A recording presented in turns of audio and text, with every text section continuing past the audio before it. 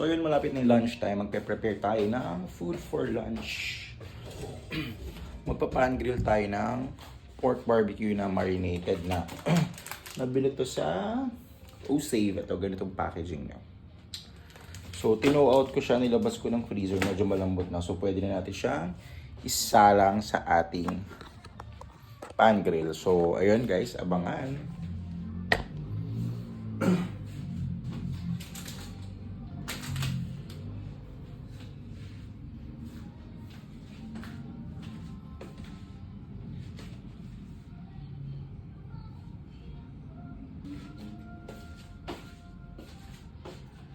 Brighten my day, show me my direction. So yan, hugasan natin yung ating pan grill. Dito tayo mag-grill ng ating pork barbecue.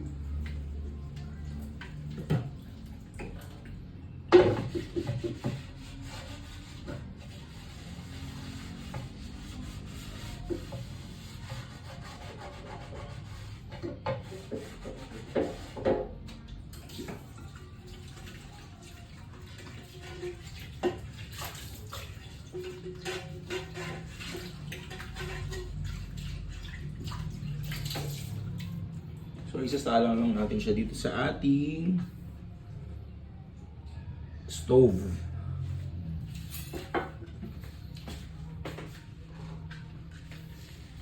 Hindi ko sure kung mag-rice ako na itong lunch kasi nag-rice ako kaninang breakfast.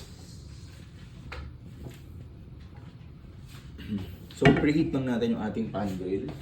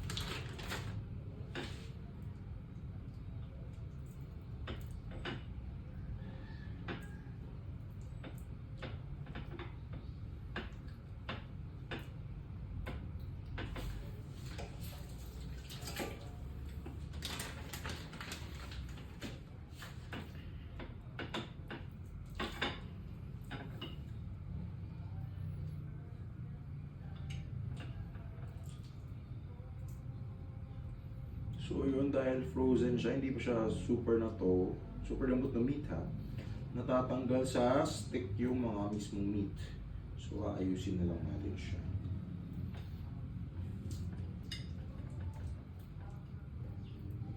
Dapat mas totally siya na nato ng proper para hindi siya matanggal sa mga barbecue stick. So yung mga natanggal, ibabalik na lang natin guys. Para naman presentable pa rin ang ating mga BBQ.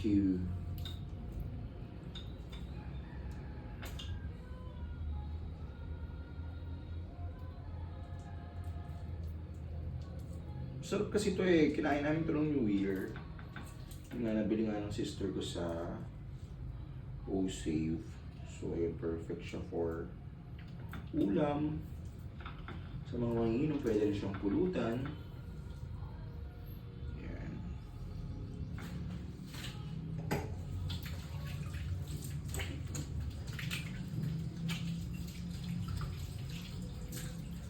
So, i-preheat na natin yung ating pan. Lalagyan lang natin siya ng konting oil para hindi naman mag-stick. Wala kasi akong available na spray na oil eh. Para medyo less oil lang din sa ano. Para hindi lang siya mag-stick din sa ating pan. So, lagyan natin siya ng konting oil. Para lang moist ng ating pan. So, ayan. Ganyan lang natin siya. Parang prinito lang din siya. Pan grill nga ni. So, yun. Painitin pa natin ng konti. Then, salang natin isa-isa itong ating mga barbecues na nakastick. Barbecue stick. Barbecue stick. Ha? Ano daw? So, yun.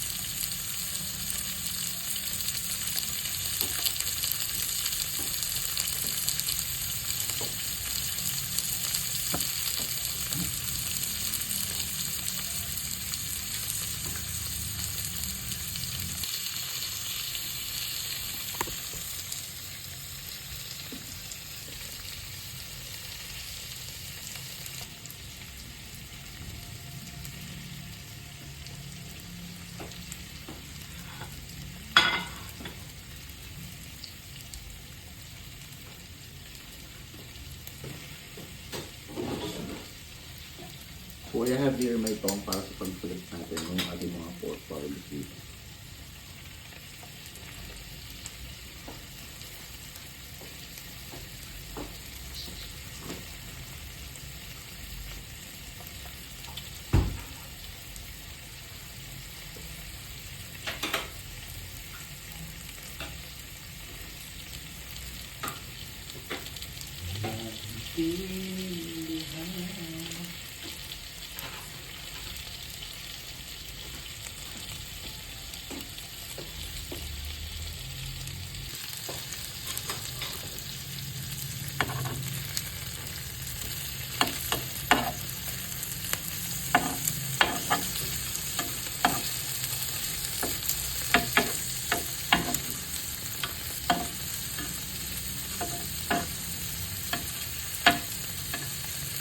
Medyo mahaba yung sticks ng ating barbecue.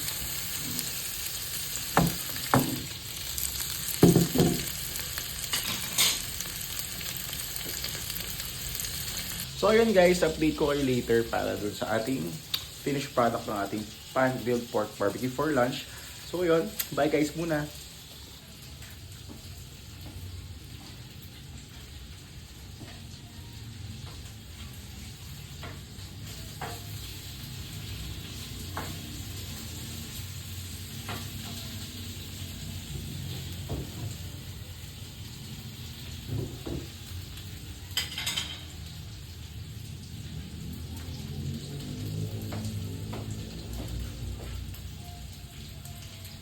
Guys, luto na yung ating pan-grilled pork barbecue.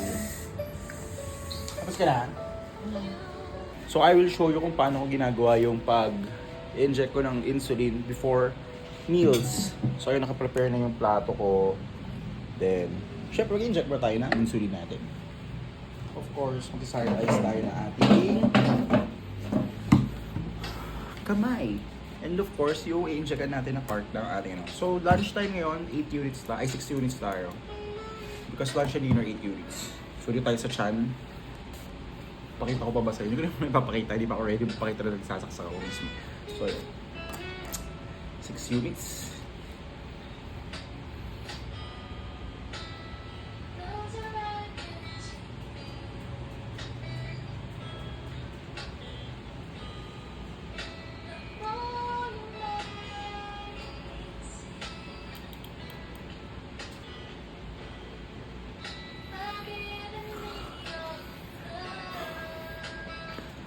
So, after ma-inject yung gamot insulin, kakount ka ng at least 10 seconds bago mo siya bunutin.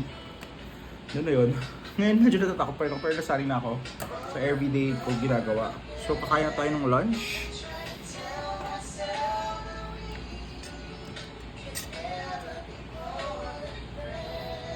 Ating lunch ay magali tayo ng rice sa plato.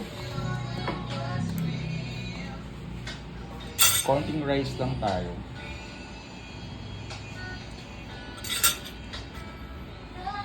Kasi ang rice talaga is malakas makapagpataas na sugar. Then yung ating pork barbecue. We have pork barbecue here. These 2 sticks.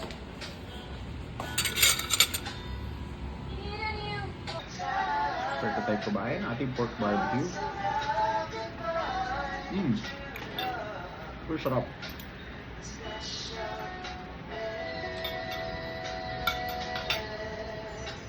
Nagawa mo dyan, man. Kaya daw sa barbecue. So yun, tapos na tayo mag-lunch.